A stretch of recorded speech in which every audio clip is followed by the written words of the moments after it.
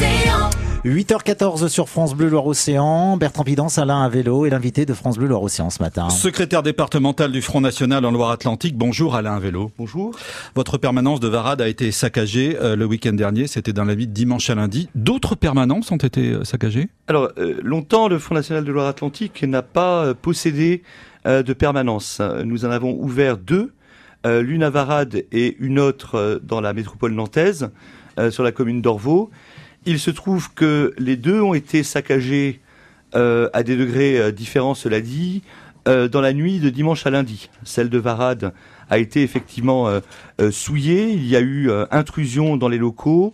Il y a un drapeau national qui a été souillé, de la peinture qui a été déversée.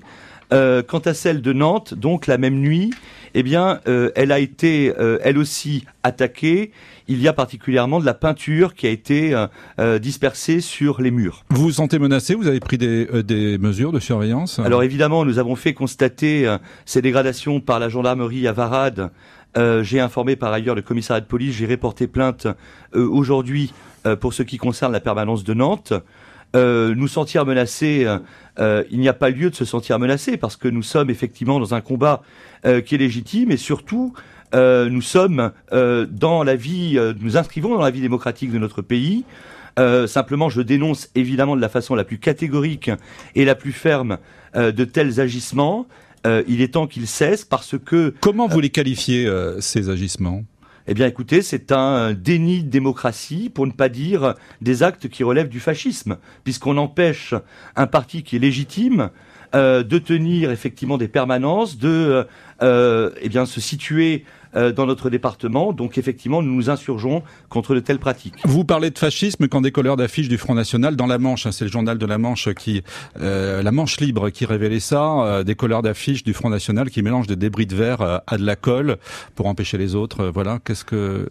Cette information me paraît tout à fait suspecte. Je ne suis pas du tout au courant de telles pratiques et elle m'étonne beaucoup. Je ne leur apporte, pour tout dire, aucun crédit. D'accord. Aujourd'hui, il y a une polémique autour de Marine Le Pen. La France n'est pas responsable de la rafle du Veldiv. Voilà ce qu'elle a dit. C'était une erreur de sa part de dire ça ? Absolument pas.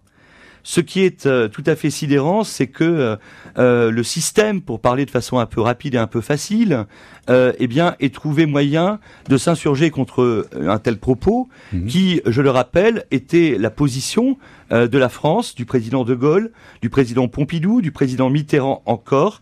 Il y a une chose qu'il faut rappeler et qui est tout à fait simple, c'est que dans ces très sombres années que furent les années de la Deuxième Guerre mondiale, de l'État de Vichy, eh bien, la France n'était pas justement à Vichy, elle était à Londres. Pour revenir sur l'histoire des débris de verre dans les affiches, localement d'ailleurs votre homologue dans ce département du Calvados a dit qu'elle allait porter plainte pour affichage frauduleux, pour retrouver le militant responsable de cet affichage sauvage. Et donc ces affiches avec les morceaux de verre existent réellement. L'enquête dira écoutez, vous me l'apprenez. Qui les a apposés. Votre programme hier, Marine Le Pen a lancé, disons, ces 10 propositions, j'allais dire urgentes. Ça commencera par un référendum sur l'Europe. Alors, effectivement, il était important de communiquer sur les 10 mesures les plus urgentes qui pourront être mises en œuvre dès l'accès de Marine Le Pen à l'exécutif suprême.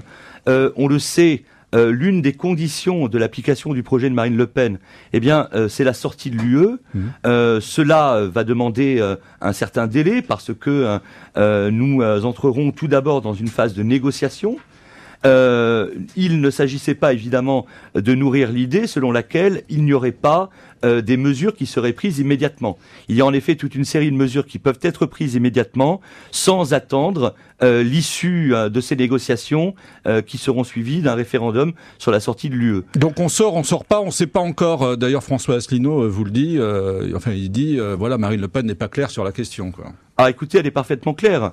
Il y aura de toute façon une sortie de l'UE d'une façon ou d'une autre, parce que la politique que conduira Marine Le Pen, qui est une politique qu'elle conduira au nom du peuple, dans l'intérêt des Français, suppose que nous recouvrions les pans de notre souveraineté que nous avons perdus en les transférant, que les gouvernements successifs qui se sont précédés succédé depuis une bonne trentaine d'années, eh bien, ont transféré à des instances non élues, à Bruxelles ou ailleurs. Donc la sortie de l'UE est évidemment une nécessité. Simplement, les modalités supposent effectivement, parce que nous sommes des démocrates, parce que nous considérons par ailleurs que la sortie de l'UE se fera sans doute de façon concertée.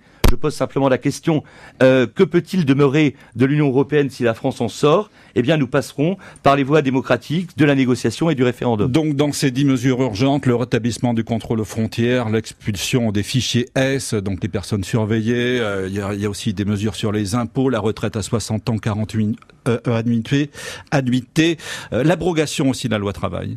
Absolument.